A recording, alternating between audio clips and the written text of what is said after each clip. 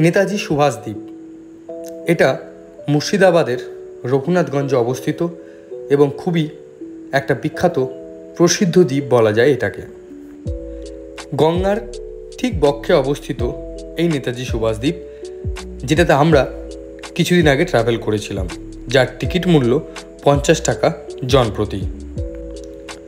সত্যি কথা বলতে জায়গাটা যতটাই বড় ঠিক ততটাই নোংরা একটা পরিবেশ।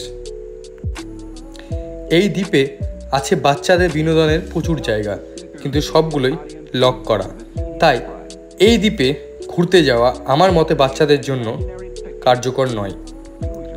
সুভাষ দ্বীপে ঢোকার পর ছোট্ট একটা আইসক্রিম নিয়ে আমরা দ্বীপটা পরিদর্শনে বেরালাম, কিন্তু সত্যি কথা বলতে পুরো দ্বীপটা জঙ্গলে ভর্তি এবং একটু হলেও পরিষ্কার পরিচ্ছন্নতার দরকার আছে। এই দ্বীপটা গঙ্গার বক্ষে অবস্থিত হওয়ার জন্য পরিষ্কার পরিচ্ছন্নতা রাখা অবশ্যই দরকার, তাহলে মানুষ অবশ্যই আকৃষ্ট হবে। আর প্রায় মূর্তিগুলো ভগ্নপ্রায় অবস্থায় পড়ে আছে, সেটা প্রশাসনের অবশ্যই নজর দেওয়া উচিত।